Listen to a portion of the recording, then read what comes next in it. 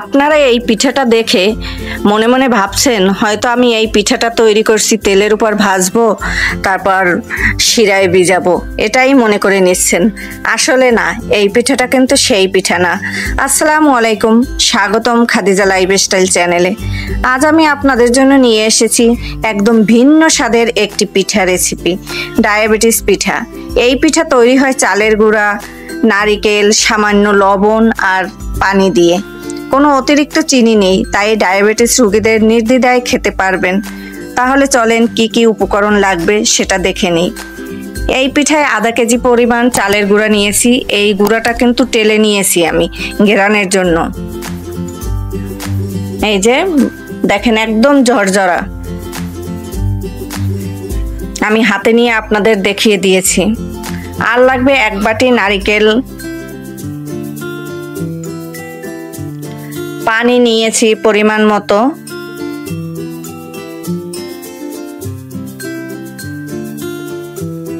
আর এখানে আমি স্বাদ মতো লবণ দিয়ে দেব। একেবারেই সহজ উপকরণ, যা আমাদের ঘরেই থাকে। এই উপকরণ দিয়েই বানাবো স্বাস্থ্যকর ডায়াবেটিস পিঠা। ডায়াবেটিস রোগী এখন প্রত্যেক ঘরে ঘরে আছে। তাদের কথা চিন্তা করেই আমি এই পিঠাটা বা এই রেসিপিটা তৈরি করছি। আপনারা সবাই ফলো করবেন। একটা বাটিতে আমি চালের গুঁড়া নিলাম, নারিকেল নিলাম, লবণ নিলাম। এখন আমি যতটুকু পানি লাগবে পরিমাণ মতো পানিটা দিয়ে তারপর মাখিয়ে নেব ভালোভাবে। এই যে আমি মাখাচ্ছি একটু পর পর, আর আমি অফ ক্যামেরায় বাকিটা মাখিয়ে নিয়েছি, কারণ ভিডিওটা অনেক বড় হবে তো সেই জন্য। এই যে এখন একটু পানি অ্যাড করব। আমার যতটুকু দরকার ততটুকুই পানি অ্যাড করব। আমার ডোটা দেখলেই আপনারা বুঝতে পারবেন আমি কিভাবে ডোটা তৈরি করেছি। আমি পরিমাণ মতো পানি একটু একটু করে অ্যাড করে নেব। আর অন্যদিকে আমি আমার চুলায়, গ্যাসের চুলায় হাঁড়িতে পানি দিয়ে দিয়েছি বাফের জন্য। ভাপটা উঠবে, তারপরে আমি পিঠাটা দেব। এই যে দেখেন ডোটা কিভাবে তৈরি করেছি, কতটা সফট সেটা একটু আপনাদের হাতে নিয়ে আমি দেখাচ্ছি। ডোটা এরকম করবেন। আমার ডোটা সম্পূর্ণভাবে তৈরি হয়ে গেছে। এখন আমি পিঠাটা তৈরি করব। বাটিটা অন্য পাশে সরিয়ে নিচ্ছি, আর একটা প্লেট নিয়েছি, তার উপরে আমি এই পিঠাগুলো তৈরি করব। এই যে আমি একটু ডিজাইন করে নিচ্ছি। ডিজাইনটা অপশনাল, আপনারা চাইলে করতে পারেন, আর যদি ডিজাইন না করেন তাও কোনো সমস্যা নাই। তাতে পিঠার স্বাদ কোনো রকম কমতি হবে না। আমি একটু দেখার ভালোর জন্য, আমার কাছে একটু ভালো লাগে ডিজাইন করতে সব সময় সব কিছুতে, তাই একটু আমি ডিজাইন করে দিলাম পিঠায়, যে দেখতে ভালো লাগবে, বিস্কুটের মতো লাগে। এই ডিজাইনটা ফুলে উঠবে তো যখন আমি বাফে দেব, ভালো লাগবে দেখতে। আরো পাতা ডিজাইন করেছি, বিভিন্ন ডিজাইন আমি করেছি। এই যে এটা দিয়ে আমি পাতা ডিজাইন করব, দেখেন কিভাবে করি।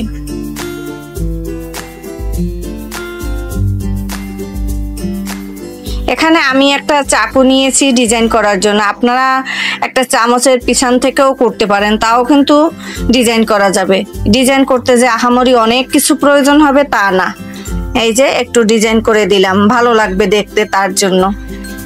আমার এই ভিডিওটি যারা ইউটিউব চ্যানেল থেকে দেখছেন তারা সবাই সাবস্ক্রাইব করে রাখবেন, আর যারা ফেসবুক থেকে দেখবেন তারা সবাই ফলো দিয়ে রাখবেন।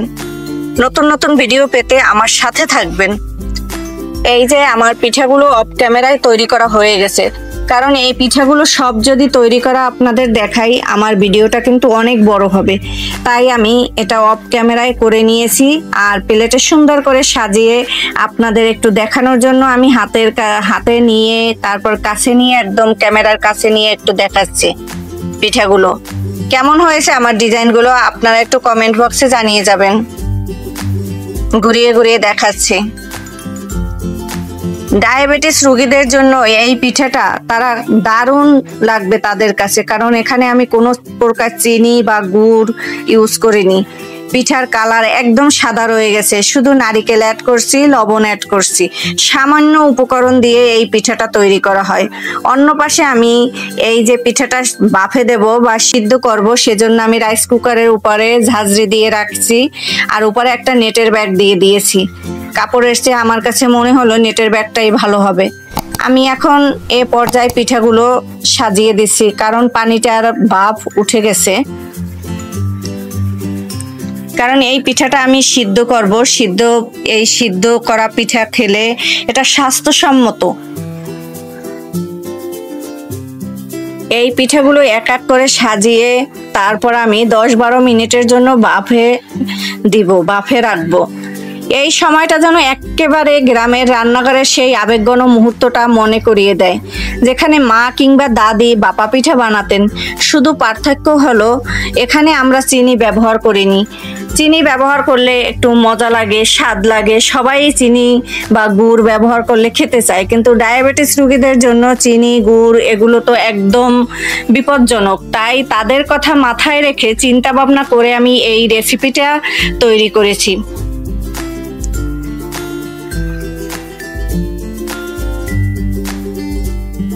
আমার পিঠা সাজানো হয়ে গেছে প্রায়, আমি ঢাকনা দিয়ে দিয়েছি। আমার 10-12 মিনিট হয়ে গেছে। এ পর্যায়ে আমি ঢাকনাটা উঠিয়ে দেখব পিঠাটা কেমন সিদ্ধ হয়েছে। এই যে একদম পারফেক্টলি সিদ্ধ হয়ে গেছে, দেখতেই পাচ্ছেন আপনারা। পিঠাটার কালারটাও একটু পরিবর্তন এসেছে। এই যে ঢাকনা খুলে দেখলাম নরম তুলতুলে পিঠা হয়ে গেছে, রেডি আমার খাওয়ার জন্য। এখন আমি এটা বাটিতে বা প্লেটে উঠিয়ে নেব। এক এক করে পিঠাটা আমি একটা চামচ বা খুন্তি দিয়ে এটা উঠিয়ে নেব। গরম তো, হাত দিয়ে ধরা যায় না।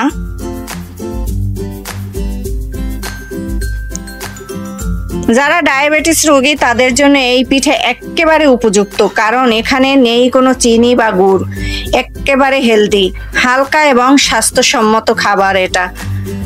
ডায়াবেটিস পিঠা গরম গরম খেতে যেমন ভালো লাগে, তেমনি ঠান্ডা হলেও বেশ মজাদার।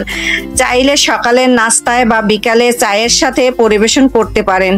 একেবারে ঝামেলাহীন ও দ্রুত তৈরি করা যায় এই পিঠা। যাদের ডায়াবেটিস নেই তারাও চাইলে এই পিঠা খেতে পারেন, কারণ এটা অনেক হালকা ও স্বাস্থ্যকর এবং খেতেও অনেক মজা। আমার এই ভিডিওটি আপনাদের কাছে কেমন লাগলো আমি পরিবেশনের জন্য বাটিতে তুলে রাখছি। তাহলে এভাবেই তৈরি হলো আমাদের আজকের বিশেষ রেসিপি ডায়াবেটিস পিঠা। আশা করি ভিডিওটি আপনাদের ভালো লেগেছে। ভিডিও ভালো লাগলে লাইক, কমেন্ট, শেয়ার করবেন।